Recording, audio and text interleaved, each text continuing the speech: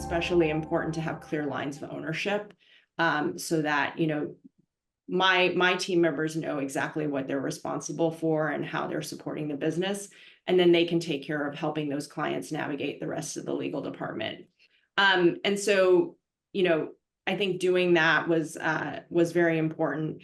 I think since that initial reorg, I've done several more reorgs at Airbnb, more because, I think one, not every organization can tolerate like huge change all at once. So sometimes it's important to do it in stages and do kind of baby steps in order to get to the longer term vision that you might have for the team or how you think things should be. And so, and then other things come up that you didn't foresee. I had a team member who was running my marketing and IP team and became the company's diversity and inclusion officer because that was something that they were very passionate about. So I had a major leadership gap to fill, but I used that as an opportunity to consolidate, kind of, further refine alignment in terms of responsibilities. And then, also some of the things happening at the company that have kind of prompted us to always look at how we're structured, how we're set up, all those roles and responsibilities I just talked about, is again, moving to this twice a year product launch cycle. It has changed the way we execute. It's changed the way teams across the company have to work together to deliver on the product roadmap for that launch cycle. The work is increasingly more cross-functional and complex. And so it's even more important to have clear swim lanes. I think the other thing has been changes in how the business is structured and leadership. We now have an organization called the Chief Business Officer kind of org, and they're trying to figure out how to work with product and engineering, et cetera, to really drive the growth of the business. And so how do we support them, and how can we provide insights and value to them that help them connect to the rest of the company in terms of driving cross-functional work. And then I think that the third thing is international growth. I don't know about, some of the organizations that you're in, and Milana, maybe you have a perspective on this.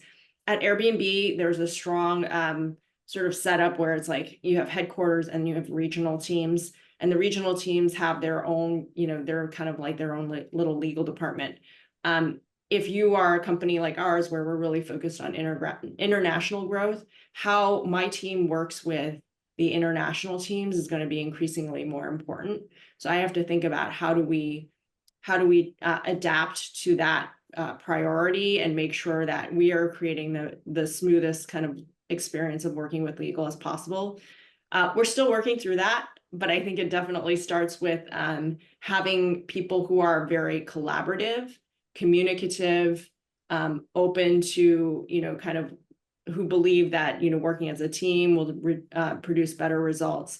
But that is a challenge that I think I'm currently facing, where I have to think about how to adapt the team.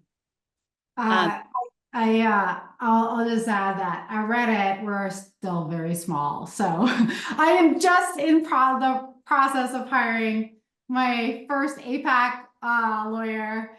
And we have one person in the UK. So we don't have that challenge yet, but we'll get there.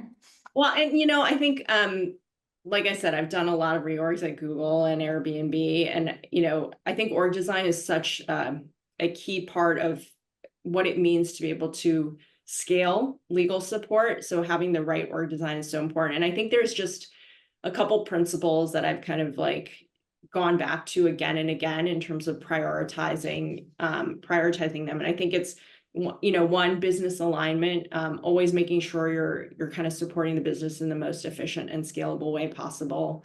Again, role clarity. I've talked about that. I think it's also for teams like mine that are supporting product launches, finding ways to kind of like consolidate and centralized knowledge is always better than having like 5 different lawyers on one thing.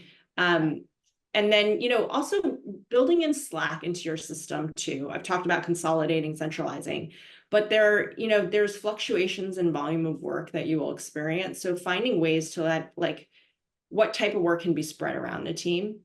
what kind of work is high volume, and, you know, with some training, everybody can do it, so that it's not all landing on one person's plate, especially when the, you know, volume is going to pick up. I think that's especially true for commercial teams, where teams tend to experience a high volume at end of quarter, right? Because of the way the businesses operate. So, you know, think about that.